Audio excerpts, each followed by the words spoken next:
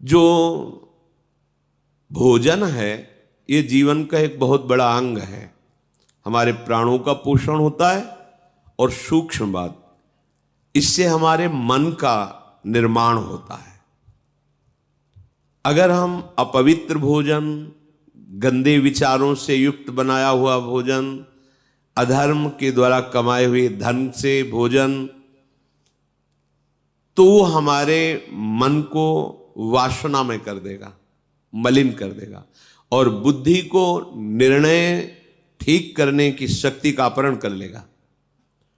अगर हम इस पद्धति से भोजन पाते तो हमारी बुद्धि प्रकाशित होगी और मन ठीक हो जाएगा। वैसे भी ग्रामीण कहावत में भी जैसा खाए अन्न वैसा बने मन, इसका बहुत बड़ा प्रभाव पड़ता है। तो धर्म से कमाए हुए अन्न को जब हम रसोई में अमनिया करें तो उस समय विषय वार्ता, विषय चिंतन नहीं होना चाहिए। अंदर ही अंदर नाम जप करो, भगवत चिंतन करो और विचार करो कि प्रभु को भोग लगाना है, चाहे गृहस्थ हो चाहे विरक्त।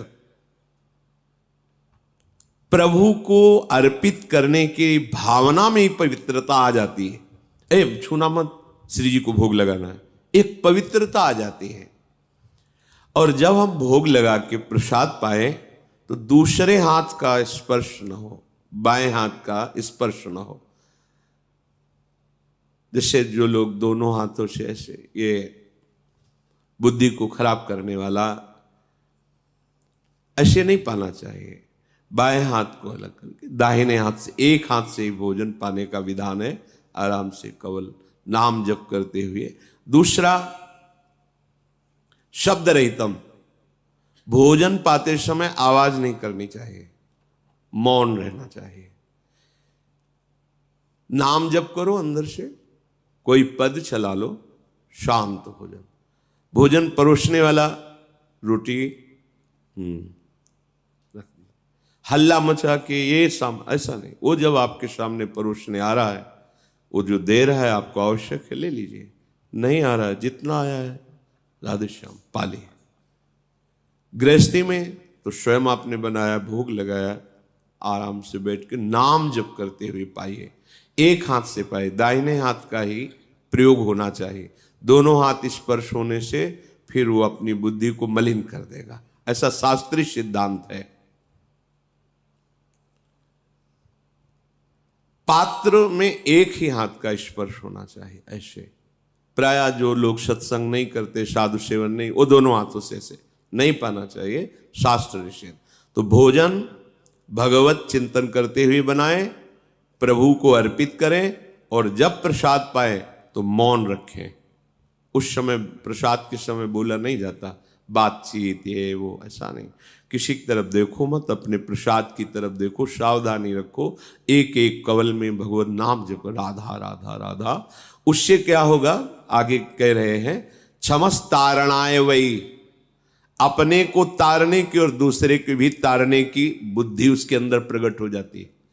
हम लोगों की आज जो बुद्धि मलिन है ना, मनमानी आचरण करने का आदेश कर रही है, उसका कारण यही है। बहुत तरह से हम अपनी बुद्धि को अपवित्र करते रहते हैं। आहार पूरे जीवन का आधार है। भोजन ठीक है तो सब ठीक हो जाएगा। भोजन धर्म युक्त कमाए हुए धन से भगवत चिंतन करते हुए रसोई में अमनिया करके, भगवत अर्पित करके, प्रसाद स्वरूप मौन धारण करते हुए, नाम जप करते हुए प्रसाद को एक हाथ से पाना।